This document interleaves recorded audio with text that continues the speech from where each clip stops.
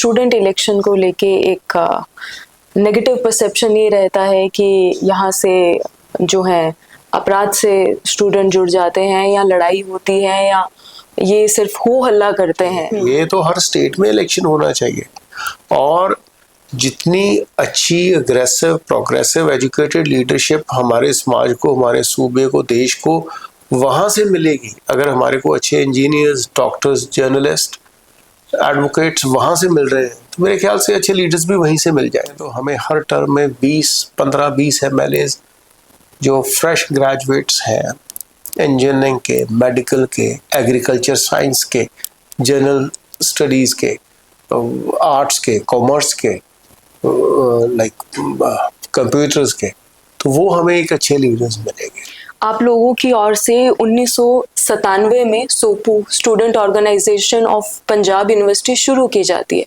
इसका क्या मकसद था? मतलब लॉ में से 3 DR चुने, उनमें से एक मैं भी था। तो उस वक्त जो हमने देखा कि जैसा आप पहले भी डिस्कस कर रही थी कि आजकल जो डमी लीडरशिप है इसका एक रिवाज सा है और डमी बंदे को जो मुश्किल से रिप्रेजेंट कर सकता हो, जो स्टूडेंट के इश्यूज को जो अथॉरिटी के सामने दम से अपनी बात रख सकता हो, वैसा बंदे नहीं आगे आए। तो उसकी वजह से हमें ये हुआ कि ये तो एक तरह से ये सिर्फ खेल है, एक मिली जुली जो तरीके से काम चलाने वाली जो स्टूडेंट गवर्नेंस है, जो स्टूडेंट बॉडी की गवर्नेंस है, उसको चुनने का। गुड लीडर्स बाहर नहीं निकल पाए तो हमने फिर उसके बाद उस चीज का बहिष्कार किया। नमस्कार, मेरा नाम कविता बिश्नोई है। आज हमारे साथ हैं एडवोकेट दयाल प्रताप रंधावा, जिन्होंने स्टूडेंट पॉलिटिक्स से अपनी शुरुआत की थी। ये पंजाब यूनिवर्सिटी स्टूडेंट काउंसिल के 2 बार प्रेसिडेंट रहे हैं। इसके बाद में पंजाब यूनिवर्सिटी सीनेट और सिंडिकेट के मेंबर भी रहे हैं और पंजाब यूनिवर्सिटी की जो एक पार्टी है स्टूडेंट ऑर्गेनाइजेशन सोपू, इसके फाउंडर मेंबर भी रहे हैं। तो इस बार पंजाब यूनिवर्सिटी स्टूडेंट काउंसिल में सोपू 13 साल बाद में काउंसिल में आती है। तो सर, आपको बहुत बहुत बधाई कि स्टूडेंट ऑर्गेनाइजेशन की वापसी हुई है पंजाब यूनिवर्सिटी स्टूडेंट काउंसिल में। और पिछले 13 सालों में पंजाब यूनिवर्सिटी स्टूडेंट काउंसिल में पॉलिटिकल जो विंग्स है स्टूडेंट पार्टीज की, उनका ज़्यादा वो अस्तित्व में आई है। तो आप कैसे एक डिफरेंस देखते हैं कि एक स्टूडेंट ऑर्गेनाइजेशन जो स्टूडेंट्स की ओर से बनाई गई, स्टूडेंट्स की ओर से शुरू की गई, जिन्होंने स्टूडेंट के इश्यूज पे काम किया, और एक पॉलिटिकल ऑर्गेनाइजेशन है जिनकी स्टूडेंट विंग्स यहाँ काम करती हैं, उनका काम करने का तरीका, दोनों में कैसे फ़र्क है, क्या फ़र्क है? सबसे पहले तो मैं कविता जी आपका धन्यवाद करता हूँ कि आपने इस डिस्कशन के लिए मेरे को आमंत्रित किया। दूसरी, वो अब जो आप स्टूडेंट ऑर्गेनाइजेशन की बात कर रहे हैं, उसमें जो भी चुनाव जीते हैं सबको मेरी तरफ से बधाई है। और जिस दिन बैलेट बॉक्स में आपका बैलेट डल जाता है, उस वक्त से आगे तक आपको एक स्टूडेंट एकजुटता के लिए, स्टूडेंट यूनिटी के लिए और स्टूडेंट इश्यूज के लिए काम करना चाहिए। चाहे आप किसी भी ऑर्गेनाइजेशन से हो, चाहे आप किसी भी पार्टी से हो, चाहे वो इलेक्शन में आगे रही हो, चाहे थोड़ा पीछे रह गई हो, सबको इकट्ठे मिलके स्टूडेंट्स के राइट्स के लिए और उनकी भलाई के लिए काम करना चाहिए। और जो आपने ये पॉलिटिकल स्टूडेंट विंग्स की या नॉन पॉलिटिकल स्टूडेंट विंग्स की बात कही है, तो उसके लिए तो मेरा यही मानना था शुरू में कि शायद जब जो पॉलिटिकल पार्टीज़ के स्टूडेंट विंग्स हैं वो अगर राजनीति में या सक्रिय राजनीति में आए और जो स्टूडेंट्स की भलाई के लिए ज़्यादा बेहतरी से काम कर सकें, क्योंकि आखिर में तो जो सरकारें पॉलिसी मेकिंग में हैं, जो पावर में है, जिन्होंने देश का, समाज का, यूथ है, स्टूडेंट है, उसके भविष्य के बारे में सोचना है या कुछ करना है, वो ताकत तो सब लोगों ने डेमोक्रेटिक वे से सरकारों को दे रखी है। तो वो ही कर सकते हैं और ज़्यादा बढ़िया से कर सकते हैं। और वो चीज़ कोई इतनी पिछले जो आपने बात की है पिछले 10-12 साल से, 13 साल से, वो कुछ इतनी उनकी जो पॉलिसी मेकिंग है, जो पब्लिक पॉलिसी है, जिसमें यूथ और स्टूडेंट्स भी इन्वॉल्व होने चाहिए, वो कुछ सामने रिजल्ट नहीं लेके आई है, किसी तरह के नतीजे नहीं लेके आई है। इसका कारण क्या देखते हैं? इसका कारण सबसे बड़ी बात है कि जब हम बजटरी सैंक्शंस करते हैं तो वो एक मूल जड़ है। किसी भी जगह में कोई भी संस्था को चलाना है तो उसके लिए एक तरह से डेडिकेटेड स्टाफ चाहिए। डेडिकेटेड स्टाफ के लिए उनको मोटिवेशन के लिए एक अच्छी पे चाहिए, अच्छा उनके लिए एनवायरनमेंट चाहिए, ताकि वो बिल्कुल बेफिक्री से अपने जो कर्तव्य का पालन कर सके। एक टीचर ही पहले 10 साल 20 साल तक तो ये एडहॉकिज्म पे पला रहता है, उसको यही नहीं पता कि वो कल इस संस्था में है या नहीं है, तो वो आपको क्या नतीजे ला के देगा। और ऐसा ही नॉन टीचिंग के साथ है। नॉन टीचिंग भी पूरी भर्ती नहीं हो पा रही है। कई लोग 10-10 साल से 20-20 साल से टेम्परेरी एडहॉकिज्म पे काम कर रहे हैं। ये 2010-11 में हमने सेनेट में पास किया था कि जिन लोगों की 10 साल की सर्विस हो गई है नॉन टीचिंग में, क्योंकि टीचिंग में यूजीसी इन्वॉल्व है, उसमें हम कर नहीं सकते, उनको पक्का कर दिया जाए। वो रेगुलराइज भी हुए। सो उनमें से कई लोग ऐसे थे जिनकी सिर्फ अभी 2-2 साल की ही जॉब रह गई थी। उन लोगों की जिंदगी तो उनको एक्सप्लॉइट किया गया, और एंड ऑफ द डे जब वो रिटायर होने लगे तो उनको रेगुलर कर दिया गया। तो एक वो बंदा जो सारी उम्र ऐसे ही इस स्थिति में रहा कि मेरी सिक्योरिटी और इनसिक्योरिटी का क्या बनेगा, और एक तरफ एक बंदा शुरू में ही अपनी यंग एज में ही एम्प्लॉय हो जाता है और फिर पूरा अच्छे तरीके से काम करना शुरू करता है। सो इन दोनों पहलुओं में बड़ा अंतर है उनका। जब काम करने का तरीका होगा, उनका जब संस्था के प्रति जो सिंसेरिटी होगी, वो बहुत ज़्यादा अंतर होगा उन दोनों में। आप लोगों की ओर से 1997 में SOPU student organisation of Panjab university शुरू की जाती है। इसका क्या मकसद था, मतलब पार्टी को लॉन्च करने का पंजाब यूनिवर्सिटी में, और आपने क्या इसका फ्यूचर देखा था कि ये आगे किस तरीके से काम करेगी? बेसिकली जब शुरू में हम कुछ लाइक माइंडेड अच्छे दोस्त से सब इकट्ठे हुए, लॉ बैच था हमारा 95-98, तो उस दौरान it was just matter of chance, एक कुदरती एक घटना हुई कि 95 में इलेक्शन भी बंद थे ना? हाँ, 95 में कोई भी इलेक्शन नहीं थे। इलेक्शन जो डायरेक्ट इलेक्शन थे वो 1977 में जनरल रेफरेंडम हुआ था। उसमें मिस्टर खोसा जो थे वो फर्स्ट इलेक्टेड प्रेसिडेंट बने थे। तो उसके बाद वो 83 तक चलता रहा, और उसके बाद 83 में पंजाब की में जो इंसर्जेंसी आई, जिसकी वजह से इलेक्शंस पूरे पंजाब में बंद हो गए, चंडीगढ़ में भी बंद हो गए, हरियाणा में भी बंद हो गए। और उसके बाद हरियाणा में कुछ देर बाद स्टार्ट हुए, पर मेरे को लगता है फिर वो बंद हो गए। और फिर उसके बाद शायद पंजाब यूनिवर्सिटी में 1-2 बार इनडायरेक्ट इलेक्शन हुए, और फिर एक बार 96 में इनडायरेक्ट इलेक्शन हुए, जब कुदरती हम सब साथी वहाँ पर इकट्ठे थे।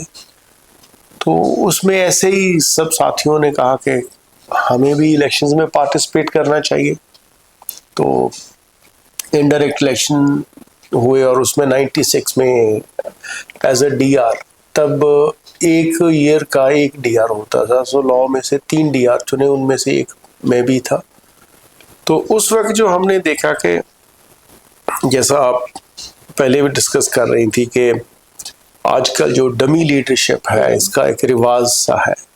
सो तब वो चीज़ हमें भी देखने में आई कि जो हमारे सीनियर थे मिस्टर गरेवाल, वो एक अच्छे पोटेंशियल लीडर थे, लेकिन उनको दरकिनार कर दिया गया।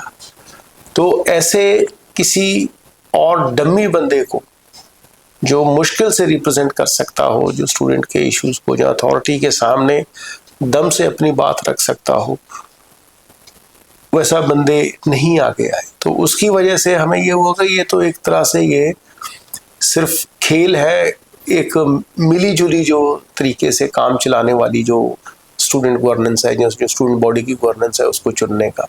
गुड लीडर्स बाहर नहीं निकल पाए। तो हमने फिर उसके बाद उस चीज़ का बहिष्कार किया।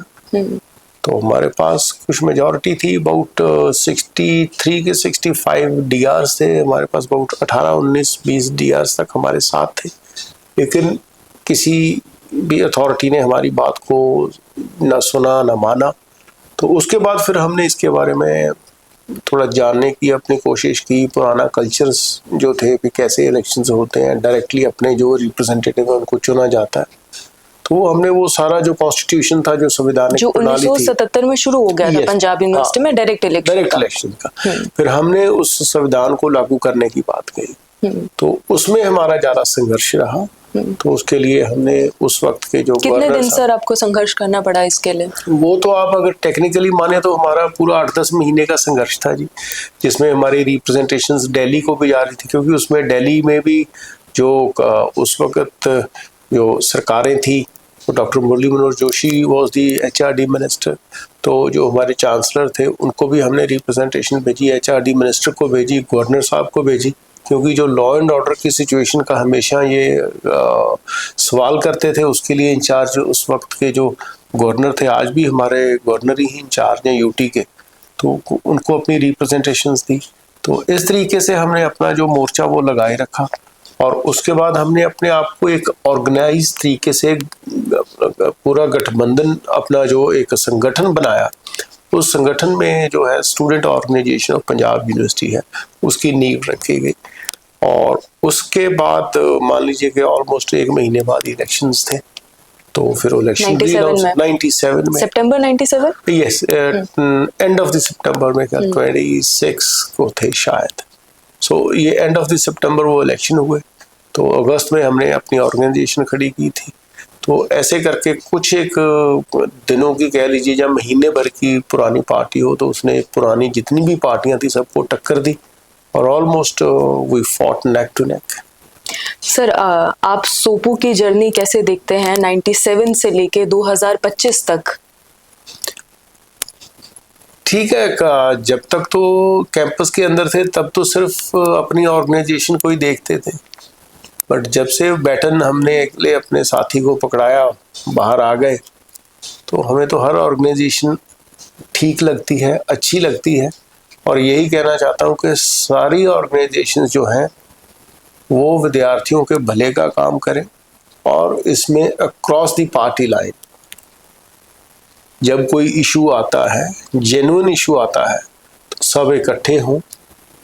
चाहे किसी पॉलिटिकल पार्टी का स्टूडेंट विंग भी हो, तो भी अगर उनकी कोई पॉलिसी उससे मेल नहीं खाती, पर वो स्टूडेंट्स के प्रति अच्छा इशू है, तो भी उसको वो दायरा तोड़ के आगे आना चाहिए। आप जैसे डिस्कस कर रहे थे अभी कि 97 से पहले जब इलेक्शन के लिए आप लोग संघर्ष कर रहे थे, तो सरकारों की ओर से हवाला दिया गया लॉ एंड ऑर्डर का।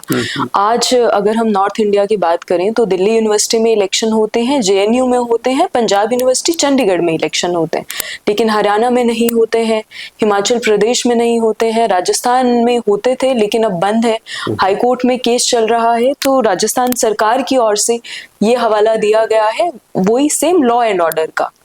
तो इसे आप कैसे देखते हैं कि क्या law and order election, student election में मैनेज करना इतना मुश्किल है? मैं कहता हूँ हर संस्था में, चाहे स्कूल है, कॉलेज है, यूनिवर्सिटी, हमारे स्पोर्ट्स एनुअल एथलेटिक मीट होती, उसमें 10 लोग दौड़ रहे हैं, क्या वो दौड़ के दौरान 10 के 10 जीतेंगे? एक जीतेगा, दूसरा सेकंड आएगा, तीसरा थर्ड आएगा, ऐसे करके। तो ये एक स्पोर्ट्समैन स्पिरिट से और एक अच्छे वातावरण में किया जाने वाला ये कार्य प्रणाली है। उसके लिए स्टूडेंट्स को समझाना और उसका आने वाले समय में हमारे देश में, हमारे समाज में उसका क्या इम्पैक्ट है, क्या असर है, उसके बारे में ज्ञान देना ये बहुत ज़रूरी है। आज हम बड़े आराम से कह देते हैं हमारी लीडरशिप अच्छी नहीं है। जब लीडरशिप अच्छी नहीं है तो क्या वो लीडरशिप कहीं बाहर से नहीं आएगी, वो हमारे बीच में से ही, हमारे कैंपसेस में से ही आएगी। जो पुरानी लीडरशिप है, पॉलिटिकल लीडरशिप है, उसको रिप्लेस करेगी। यही एक डर है जो एस्टैब्लिश्ड पॉलिटिकल फैमिलीज़ हैं, पर्सनालिटीज़ हैं, वो नहीं चाहती कि किसी तरीके से नई लीडरशिप उभर के आ जाए। आज के समय में देख लीजिए हरियाणा में पब्लिक यूनिवर्सिटीज़ कितनी हैं, पंजाब में कितनी है, तो अगर वहाँ पर इलेक्शन हो तो जब एक पार्लियामेंट या एक असेंबली इलेक्शन होता है तो तब तक स्टेट में कितने अच्छे जनरेटेड लीडर्स होंगे। अगर ऑन एन एवरेज 4 से 5 हमारे पंजाब के नए यूनिवर्सिटी लीडर्स पैदा होके बाहर आ रहे हैं, मान लीजिए राजस्थान की जो वर्तमान असेंबली है विधानसभा, वहाँ पे 5% लीडर्स ऐसे हैं एमएलए जो स्टूडेंट इलेक्शन से उभर के आए हैं, स्टूडेंट छात्र राजनीति से वहाँ उभर पर के तो आए होते हैं। थे इलेक्शंस। मैं भी अपने टेन्योर में वहाँ पर 1-2 इनवाइट्स पे गया हूँ, उदयपुर यूनिवर्सिटी गया हूँ, राजस्थान यूनिवर्सिटी जयपुर गया हूँ, रणवीर गुड्डा थे तब वहाँ पर प्रेसिडेंट, वो बाद में एमएलए भी बने। सो मेरा कहने का मतलब है कि ये चीजें पंजाब और हरियाणा के लिए ये क्वेश्चन मार्क भी है। मैं कह रहा हूँ सबके लिए होनी चाहिए, ये तो हर स्टेट में इलेक्शन होना चाहिए। और जितनी अच्छी अग्रेसिव प्रोग्रेसिव एजुकेटेड लीडरशिप हमारे समाज को, हमारे सूबे को, देश को वहाँ से मिलेगी, अगर हमारे को अच्छे इंजीनियर्स, डॉक्टर्स, जर्नलिस्ट, एडवोकेट्स वहाँ से मिल रहे हैं तो मेरे ख्याल से अच्छे लीडर्स भी वहीं से मिल जाएंगे। सिर्फ ये उन लोगों का एक डर है, वो खदशा है जो वो देना नहीं चाहते अच्छी लीडरशिप। मान लीजिए कि पिछले 5 साल में बाबा फरीद मेडिकल यूनिवर्सिटी से 5 डॉक्टर्स प्रेसिडेंट बने हैं, जो 2 हमारी यूनिवर्सिटीज़ हैं टेक्निकल यूनिवर्सिटी है, वहाँ से 10 इंजीनियर हमारे जो हैं वो प्रेसिडेंट्स बने हैं।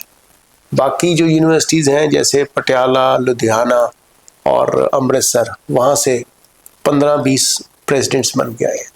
आप ये देख लीजिए, एक जनरल इलेक्शन के बीच में हमारे पास 20 से 50 अच्छे लीडर्स बन के आ गए। उनमें से अगर बाय प्रोफेशन कोई उसका 50%, 25% भी अडॉप्ट कर लेते हैं तो हमें हर टर्म में 15-20 एमएलए जो फ्रेश ग्रेजुएट्स हैं इंजीनियरिंग के, मेडिकल के, एग्रीकल्चर साइंस के, जनरल स्टडीज़ के, आर्ट्स के, कॉमर्स के, लाइक कंप्यूटर्स के, तो वो हमें एक अच्छे लीडर्स मिलेंगे जो हमारे आज के समय में हमारी इंडस्ट्री की क्या डिमांड है, हमारी जो ह्यूमन रिसोर्स है उसको किस तरीके से डेवलप करना है, उसको यूनिवर्सिटी इंडस्ट्री ब्रिज में कैसे शामिल करना है, तो उसके लिए वो ज़्यादा अच्छे तरीके से काम कर पाएंगे। या जो हमारा पिछले 50 साल से कोई बुजुर्ग जो हमारा नेता है, चाहे जहेदार है, चाहे कोई सीनियर लीडर है, या वो कर पाएगा। नई ताकत, नई सोच, नया भविष्य ये तभी बनेगा जब हम नए लोगों को मौका देंगे। तो इसके लिए जो भी नेशनल पार्टीज हैं, जो भी स्टेट लेवल पार्टीज हैं, उनको ये एक किस्म का डर रहता है कि कहीं ऐसी लीडरशिप उभर के हमें रिप्लेस ना कर दे। तो उनको भी ये समझना चाहिए भी उनके पास भी एक टाइमलाइन है। They have to accept a baton from the old and then they have to pass it on to the new one. समाज में सर एक स्टूडेंट इलेक्शन को लेके एक नेगेटिव परसेप्शन ये रहता है कि यहाँ से जो है अपराध से स्टूडेंट जुड़ जाते हैं, या लड़ाई होती है, या ये सिर्फ हो हल्ला करते हैं, है ना। तो इसे आप कैसे देखते हैं? और आपके दौर में जब आपने 97 से 2000 के शुरुआती दशक तक आपने काम किया, पंजाब यूनिवर्सिटी में एक्टिव रहे आप, और उसके बाद में आप सीनियर सिंडिकेट में भी रहे, तो भी आपने स्टूडेंट लीडर्स के आप काफ़ी करीब रहे हैं। तो किस तरीके का डिफरेंस एक्चुअल में है, एक्चुअल रियलिटी क्या है, और जो सरकारें जिस तरीके से पेश करती है इसको समाज में, उन दोनों में आप कैसे क्या डिफरेंस देखते हैं? देखिए, इसमें कोई दो राय नहीं है कि जितनी ताकत, जितनी एनर्जी यूथ में है, ये संभाल पानी बड़ी मुश्किल है। लेकिन अगर ये संभल जाए और सही दिशा में काम करे तो इससे अच्छा कोई और विकल्प भी नहीं है। अब आप देख रहे हैं जिन दिनों में अभी हिमाचल में, जम्मू कश्मीर में, उत्तराखंड में, और अभी उसका इम्पैक्ट पंजाब में कितना ज़बरदस्त है बाढ़ का। यही पानी अगर संभाल के चैनलाइज करके हम यूज़ करें तो हमारी इरिगेशन में काम आएगा, हमारी पावर जनरेशन में, एनर्जी जनरेशन में काम आएगा, और इसका जो कहर है वो कम हो। ऐसे ही ये हमारी इतनी बड़ी ताकत है स्टूडेंट पावर है, यूथ पावर है, इसको संभाल के समझ से चैनलाइज करके इसका खर्च करने की ज़रूरत है, ताकि इससे बेस्ट आउटपुट कैसे निकल पाए, जिसमें हम एक अच्छा समाज, अच्छा सूबा और एक अच्छा देश पूरी इंसानियत के लिए दे सके। तो ये तो मैं इस बात से बिल्कुल सहमत नहीं हूँ कि इसकी वजह से इसको रोक देना चाहिए। यही वजह है कि हमें इसको सही इस्तेमाल करना चाहिए। तो फिर रिटायर्ड लोग क्यों नहीं फौज में लड़ने जाते हैं, यंगस्टर्स को ही क्यों मौका दिया जाता है? तो उसमें भी जो मैक्सिमम जो यूथ पॉसिबल टाइम है, क्यों उनको रखा जाता है फौज में? उससे नीचे या उसके बाद वाले लोगों को क्यों नहीं रखा जाता? तो ये एक पॉलिसी मेकिंग है कि जब आपके पास सबसे ज़्यादा एनर्जी है तो आपने उसका बिल्कुल right use, positive use, constructive use कैसे करना है। तो ये बड़ा गलत ये धारणा है जो लोग ये कह के इलेक्शन नहीं होने दे रहे या चाहते हैं कि ना हो, कि यहाँ पर थोड़ा बहुत लड़ाई झगड़ा हो सकता है। वो किस इलेक्शन में नहीं होता? एक सरपंची की इलेक्शन में देख लीजिए, पंचायत में जो ज़िला परिषद है वहाँ पर देख लीजिए, एमएलए असेंबली की इलेक्शन देख लीजिए, पार्लियामेंट में जनरल इलेक्शंस देख लीजिए। इक्का दुक्का झगड़े होते हैं तो क्या उसके लिए हम पार्लियामेंट बंद कर देंगे? नहीं, एक प्रॉपर व्यवस्था बनाई जाए कि उस व्यवस्था में वो इलेक्शन करवाया जाए, सो मेरे ख्याल से कोई प्रॉब्लम नहीं होगी। ये सिर्फ और सिर्फ जो जनरेशनल पॉलिटिक्स है, from one generation to the other, जो फैमिली लाइन पॉलिटिक्स है, from one member to the other of the family, ये उसके लिए बहुत बड़ा चेक एंड बैलेंस है। अगर ये नहीं करवाने दे रहे तो ये वजह नहीं है जो आपने अभी बताई है, ये वजह वो है कि जिन लोगों को खुद की कुर्सी की, उनके बच्चों की कुर्सी की फिक्र है, वो लोग ये चाहते हैं कि ये इलेक्शंस ना हो। अभी जैसे हम आम घरों के बच्चों की बात कर रहे हैं कि स्टूडेंट जो राजनीति है, छात्र राजनीति है, ये आम घरों के बच्चों को मौका देती है जो राजनीति में आना चाहते हैं। लेकिन पिछले हम 8-10 साल देखें, जो हमारे नॉर्थ इंडिया में जहाँ भी इलेक्शन होते हैं, जब से पॉलिटिकल जो पार्टीज हैं उनकी स्टूडेंट विंग्स आई है, तो इलेक्शन महंगे हो गए हैं और हर साल महंगे होते जा रहे हैं। और कोविड के बाद में तो जब से सोशल मीडिया आई है, तो 5-10 लाख रुपए तो स्टूडेंट लीडर्स के सिर्फ सोशल मीडिया मैनेज करने में ही लग जाते हैं, और उसके बाद में आपका पार्टीज, लिकर और इन सब के ऊपर भी खर्चा बढ़ गया है। या यूं आप, हम इसको ऐसे भी बोल सकते हैं कि इलेक्शन में, स्टूडेंट इलेक्शन में करप्शन बहुत ज्यादा बढ़ गया।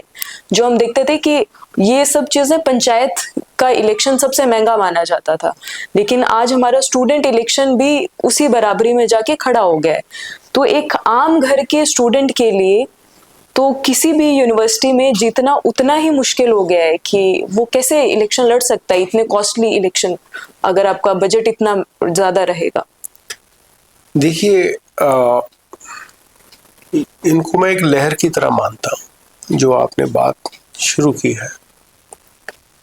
जब हमारा टाइम था इलेक्शन, मेरा ख्याल नहीं कि मेरे जेब से कोई 100-50 रुपए से ज़्यादा होते होंगे जब इलेक्शन शुरू हो जाते हैं और इलेक्शन खत्म हो जाते थे। आप जैसे किसी साथी से, आप लोग कैसे मैनेज करते थे, कैसे इलेक्शन किसी साथी से कहना, भैया 100 रुपए उधार दो, घर से जाऊंगा पैसे ले आऊंगा, और उसके बाद जो लास्ट के 2 दिन की प्रिंटिंग के होते थे या जिस दिन इलेक्शन वाले दिन वो लड्डुओं के होते थे, वो देने होते थे 5-10 हज़ार, 20 हज़ार, दैट्स द मोस्ट। उससे पहले का जो खर्चा था वो कोई 50 हज़ार का होता होगा, 60 हज़ार का, जो मेरे को थोड़ा थोड़ा याद है। 50 और 70 हज़ार के बीच में ही ऑलमोस्ट ये सारे इलेक्शंस इतने इतने बजट में ही लड़े हैं। तो भगवान की कृपा से जीते भी हैं। तो मैं नहीं इस बात से सहमत कि बहुत ज़्यादा पैसा चाहिए। ये मैं बात 97 से 2000 के बीच में बता रहा हूँ। अगर आप रिसेंट भी देख लें तो एक ऑर्गेनाइजेशन SFS उठी थी, जिसमें एक पहली जो हमारी फीमेल कैंडिडेट प्रेसिडेंट बनी थी, मेरे ख्याल से उन्होंने भी, कनुप्रिया, उन्होंने भी कोई ज़्यादा पैसा नहीं खर्च किया होगा। तो ये वेव्स हैं, तब कम थी। बीच में जो पॉलिटिकल अरीना से पार्टीज आई, उन्होंने अपने बॉसेस को खुश करने के लिए अपने जो स्टूडेंट विंग हैं उनको पूरा फंडिंग की, तो मेरे को शुरू में लगा था कि जैसे ये पॉलिटिकल पार्टीज आ रही हैं इस इलेक्शंस में, हो सकता है स्टूडेंट इलेक्शन में उनका कोई भला हो आने वाले समय में, उनको पॉलिसी मेकिंग में लेके आए, उनको पॉलिसी मेकिंग में इन्वॉल्व करें जहां पर स्टूडेंट और यूथ के रिलेटेड इश्यूज हैं। लेकिन वैसा कुछ आया नहीं, आउटकम नहीं निकला। वो सिर्फ एक तरह का पोस्टर बॉय बन के रह गया फॉर अ 1 टैग और 2 टैग्स कि आप भाई हमारी पार्टी भी यहाँ पर इलेक्शन जीत चुकी है। तो वो एक प्लैंक रह जाता है सिर्फ दिखाने के लिए। एंड ऑफ द डे उसमें कोई ज़्यादा इतना जो गवर्नमेंट्स हैं जिनके या जो पॉलिटिकल पार्टीज हैं, रूलिंग पार्टी थे, उनकी तरफ से भी कोई ज़्यादा कंट्रीब्यूशन नहीं एजुकेशन सेक्टर में कर पाए। तो मैंने आपसे जो आपने अभी जड़ पूछी थी, शुरुआत की थी, वो यही थी कि जब तक हमारे पास बजटरी प्रोविजंस नहीं है तब तक हमारा जो ये एजुकेशन का सेटअप है सही नहीं हो सकता। चाहे उसमें स्कूल्स हैं, कॉलेजेस हैं, यूनिवर्सिटीज़ हैं, हमारे पास पर्याप्त रिसोर्सेज ही नहीं है। तो यही कारण है जो 1998 से 2000 के बीच में एक स्टडी हुई थी और उस स्टडी में ये कहा गया था कि हिंदुस्तान में कम से कम 50,000 इंस्टीट्यूट्स ऑफ हायर लर्निंग चाहिए और कम से कम 1000 यूनिवर्सिटीज़ चाहिए पूरे हिंदुस्तान में हमारा जो आने वाला यूथ है उसको ट्रेन करने के लिए। तो हम उसके तकरीबन नज़दीक पहुंच रहे हैं। ये 2020 से 50 तक का जो हमारा वो 2020 तक का हमारा टारगेट था उसके काफ़ी नज़दीक है, लेकिन उसमें पब्लिक सेक्टर में नहीं आए हैं, गवर्नमेंट की तरफ से उसके प्रावधान नहीं हुए हैं, वो प्राइवेट सेक्टर ने जगह ली। राइट, मैं प्राइवेट सेक्टर के अगेंस्ट नहीं हूँ, लेकिन प्राइवेट सेक्टर में भी जो कंट्रोल है उसमें पोर्शन जो है, जो बैलेंस है, वो सरकार के पास होना चाहिए। वहाँ की भी गवर्निंग बॉडीज में सरकार की से चाहिए हमेशा, और सरकार को एक अपना पैरेलल जो है अपना बैलेंस बनाए रखने के लिए नए इंस्टीट्यूशंस को पूरा खड़ा करने की ज़रूरत है और जो पुराना है उसको पूरा सपोर्ट करने की ज़रूरत है। जब तक ये नहीं होगा हमारा एक बैलेंस्ड अप्रोच एजुकेशन के लिए नहीं होगा। एक मुद्दा इसमें ये भी है ना कि चाहे हम गवर्नमेंट यूनिवर्सिटी से डिग्री लें, चाहे हम प्राइवेट यूनिवर्सिटी से डिग्री लें, लेकिन आज बैचलर्स होगी, मास्टर्स होगी, तो ये स्टूडेंट सिर्फ एक डिग्री होल्डर बन गए हैं। आपको डिग्री के बाद में क्या फ्यूचर है? आपके पास जॉब्स नहीं है और स्किल बेस्ड लर्निंग नहीं हो रही है। तो ये भी एक बहुत बड़ा गैप है कि आप चाहे 10वीं पास कोई स्टूडेंट है, चाहे मास्टर्स वाला स्टूडेंट है, दोनों ही आज एक लेवल पर खड़े हैं। उसमें भी हमने 1-2 बार ये सेनेट में भी रेज किया है, आर्टिकल्स भी लिखे, पर कई बार नई सरकारों के ध्यान में आती वो बात। एक BVOC कोर्स है, बैचलर ऑफ वोकेशनल एजुकेशन। मेरा मानना ये है कि जब आप अभी न्यू एजुकेशन पॉलिसी है उसमें मेजर माइनर सब्जेक्ट कॉम्बिनेशंस दे दिया आपने, 4 साल की डिग्री दे दी, एक चीज और प्रावधान कर देते हैं, आप कम से कम 1-2 सब्जेक्ट जो है, जैसे general electrician, general plumbing, general refrigeration, इसका एक सब्जेक्ट 1 साल में पढ़ाना शुरू कर देते। कम से कम जब मैं ग्रेजुएट होके निकलता तो मेरे पास 4 ट्रेड्स के बेसिक्स क्लियर होते। तो बेसिक्स का मतलब है कि मैं उसका एक सर्टिफिकेट कोर्स करके निकलता, 1 नहीं 4, और वो मैंडेटरी होते मेरे लिए पढ़ के बाहर निकल के जाना। और आपके पास स्किल होती है, सो आप ग्रेजुएट के साथ एक, और आपने जो वर्ड किया ना कि ऑर्डिनरी ग्रेजुएट, मैं कहता हूँ ऑर्डिनरी ग्रेजुएट की जगह आप मल्टी स्किल्ड ग्रेजुएट निकलते एक कैंपस से। तो उसमें आप चाहे किसी भी फील्ड में जाके, चाहे आप मान लीजिए आपने ग्रेजुएट में, आप कंस्ट्रक्शन कंपनी में चले, आजकल बिल्डिंग्स का बहुत ज़्यादा काम, तो वहाँ पर आपको इंचार्ज बना दिया जी, आपने अकाउंट्स भी देखना, आपने ये भी देखना, साथ में आपका इलेक्ट्रिकल का अच्छा परफॉर्मेंस है, उसकी नॉलेज भी आपको अच्छी है, आपसे वो भी एक सर्विसेज ले सकते हैं। सो मीनिंग देयर बाय एक ऑर्डिनरी ग्रेजुएट से आप एक जो स्किल्ड ग्रेजुएट है वो आपको ज़्यादा प्रेफर करेगी जो इंडस्ट्री है। सो मेरे हिसाब से जो एक ऑर्डिनरी ग्रेजुएशन है उसमें वैल्यू एडिशन चाहिए। वैल्यू एडिशन यही आपकी स्किल्ड क्वालिफिकेशन है। तो एक सब्जेक्ट आपको एक्स्ट्रा पढ़ाना है, चाहे आपने घर में भी अपने जो चेक करना है कि जो आपका ये इलेक्ट्रिसिटी सप्लाईज कैसे काम करती है बेसिक सेंस, तो आप वो भी नहीं कर सकते, वो भी नहीं देख सकते। तो आपको पता होगा हाँ भाई ये तो मैंने पढ़ा, ये तो सिंपल चीज़ है। सो ये मेरा कहने का मतलब है कि आपको एक स्किल जनरेशन साथ में चाहिए, एक ऑर्डिनरी डिग्री के साथ भी इसको मैंडेटरी बनाना चाहिए। अगर हम स्टूडेंट इलेक्शन की बात करें तो कोविड के बाद में लास्ट 4-5 इयर्स में कैंपसेस में स्टूडेंट इलेक्शंस तो हो रहे हैं, लेकिन अच्छे लीडर्स उभर कर नहीं आ पा रहे हैं। इसका एक रीज़न ये भी है कि पहले जो आप हर डिपार्टमेंट से और अपने पूरे यूनिवर्सिटी से इश्यूज निकाल के लाते थे, उनके ऊपर डिस्कशंस होती थी, स्पीचेस होती थी, लेकिन वो सब चीज़ें ख़त्म हो गई है। आज सोशल मीडिया पर हम रील्स बना देते हैं, भीड़ दिखा देते हैं और उसी से एक वेव उठती है और आप इलेक्शन जीत जाते हैं। लेकिन इलेक्शन जीतने के बाद में 1 साल का आपका टेन्योर रहता है और उसके बाद में आपको कोई नहीं जानता। आप जिस बूम के साथ आप उभरते हैं उसी तरीके से आप नीचे आ जाते हैं। तो इसे आप कैसे देखते हैं कि क्या क्या हमें चेंजेस की ज़रूरत है या किन चीज़ों पर फोकस करने की ज़रूरत है?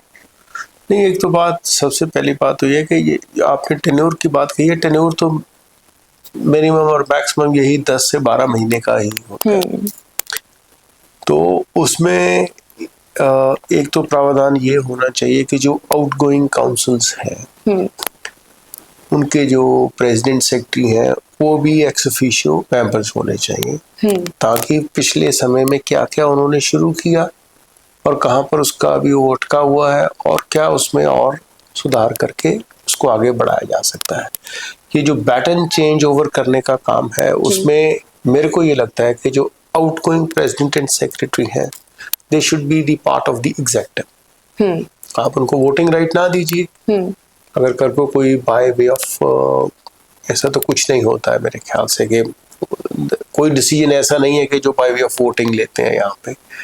तो एटलीस्ट जो उनकी डे टू डे फंक्शनिंग है उसमें अगर आपके पूरे साल में 5 से 10 मीटिंग्स भी होती हैं तो उन मीटिंग्स में उनको इनवाइट होना चाहिए एज ए स्पेशल इनवाइटी।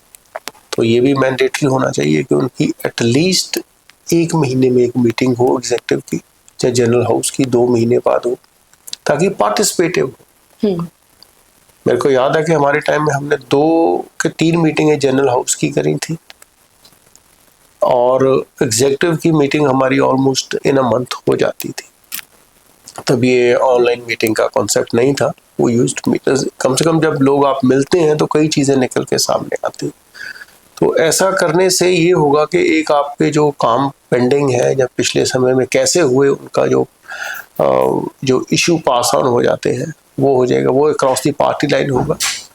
और दूसरा जो आपने कहा है कि इनका जो इतना ट्रेंडी नहीं रहता है, जहाँ इस तरीके से कि वो एक शो ऑफ सा हो जाता है इलेक्शन में, बट ट्रू लीडरशिप सामने उभर के नहीं आती है। ये इन चीज़ों के लिए तो मेरे को लगता है कि पूरा एनवायरनमेंट जो है कैंपस का उसको ही बदलने की ज़रूरत होनी चाहिए।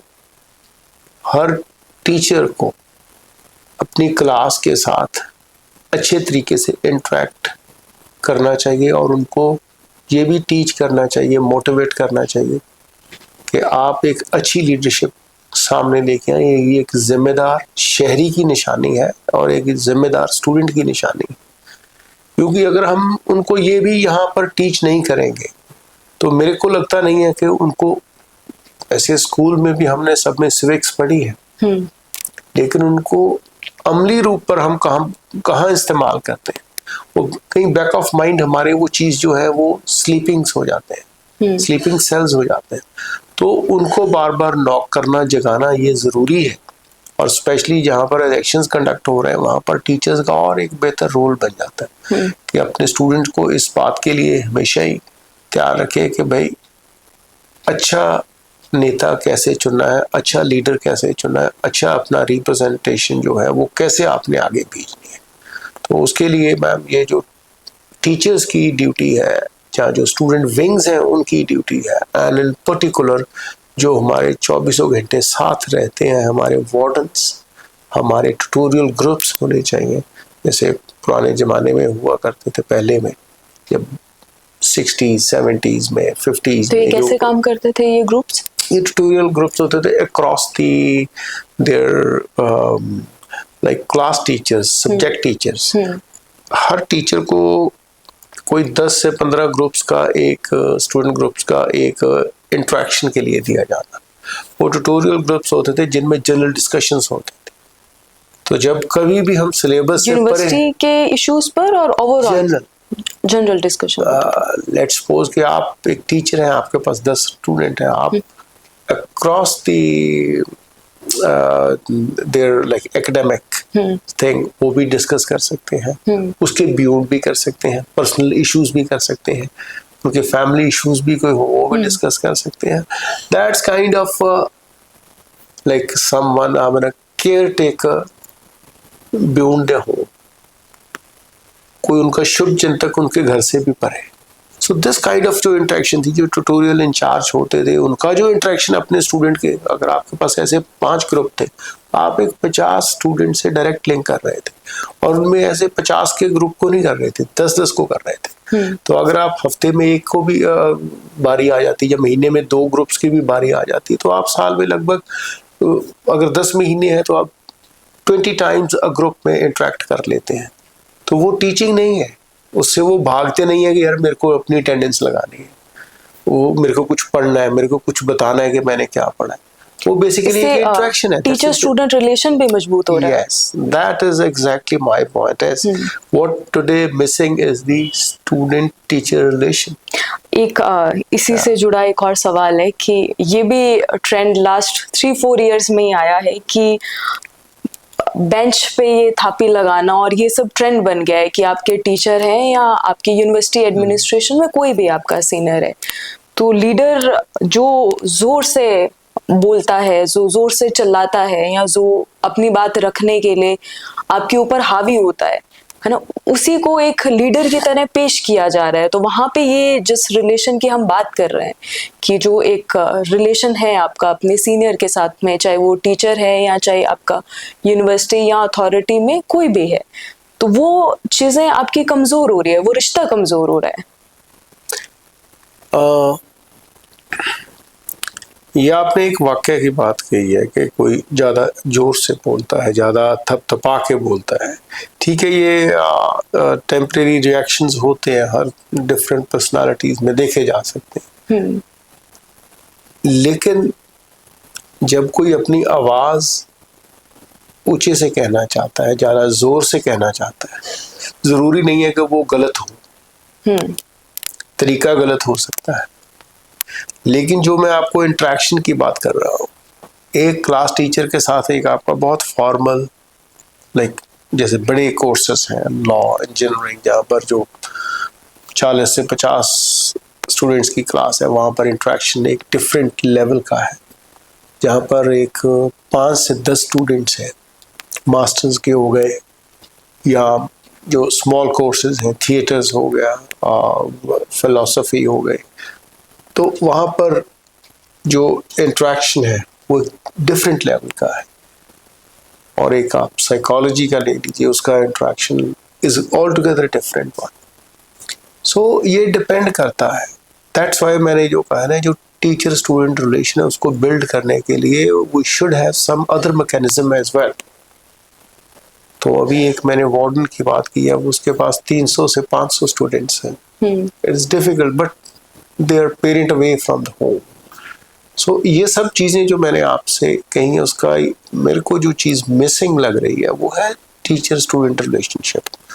उनका आपस में मिलना, उनका आपस में बातचीत करना, और उनका आपस में इंटरेक्ट करना beyond the formal education, beyond the formal teaching. If you are imparting, अगर आप एजुकेशन इम्पार्ट कर रहे हो तो उसके बिना एक जनरल ड्यूटी और भी है आपकी, वो टीचर्स भी नहीं निभा रहे, वो स्टूडेंट्स भी नहीं ले। तो यही एक कारण है जिसकी वजह से जो ये टीचर स्टूडेंट रिलेशन है, इसमें ये गैप है। इस गैप को फिल करने की ज़रूरत है।